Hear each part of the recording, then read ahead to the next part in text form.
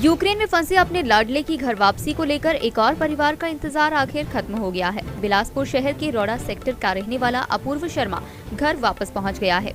बेटे की सलामती को लेकर कई दिनों से चिंतित परिजनों को उसकी सकुशल वापसी से बड़ी राहत मिली है। श्यामलाल शर्मा व चंद्रलेखा शर्मा का छोटा बेटा अपूर्व शर्मा यूक्रेन में MBBS की पढ़ाई कर रहा था।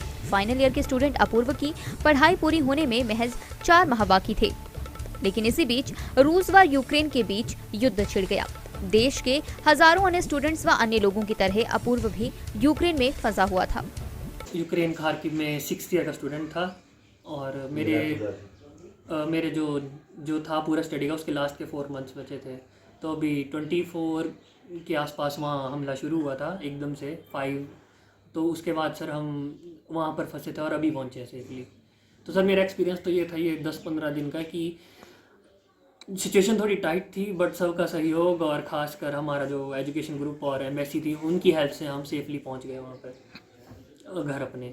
तो सर हुआ क्या, पहले जब शेलिंग स्टार्ट हुई तो हमारा मैं हॉस्टल में रहता हूँ वहाँ पे KMNU हॉस्टल 4 में। तो वहाँ पर उनकी जो पूरा है अरेंज करने वाले हॉस्टल वार्डन्स और जो एजुकेशन ग्रुप, उन्होंने हमें एटलीस्ट 5 डेज़ हम वहाँ पर थे। तो वहाँ पर अच्छे से शेल्टर दिया, प्रोटेक्टिव बेसमेंट बंकर्स में। उन्होंने इवन खाना तक पहुँचाया और खाना प्रोवाइड करके हज़ार बच्चा था मेरे साथ, उनको खाना प्रोवाइड किया, साथ से रखा।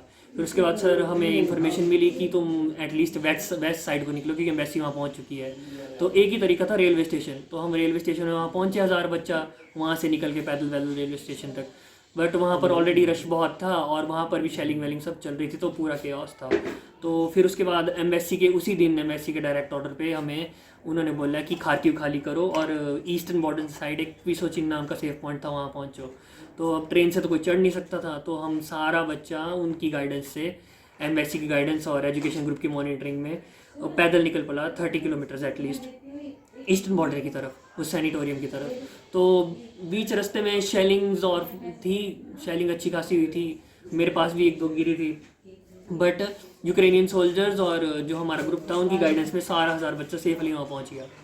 उसके बाद हम 5 दिन रहे हैं पिसोचिन में। वहाँ पर भी एम्बेसी ने इतनी मुश्किल से 2-2 बसेस करके भेजी हैं और सारा फर्स्ट ईयर, फिर उसके बाद सेकंड, फिर हम सीनियर्स चढ़ाए हैं 200 300 करके और वेस्ट तक पहुँचाए हैं।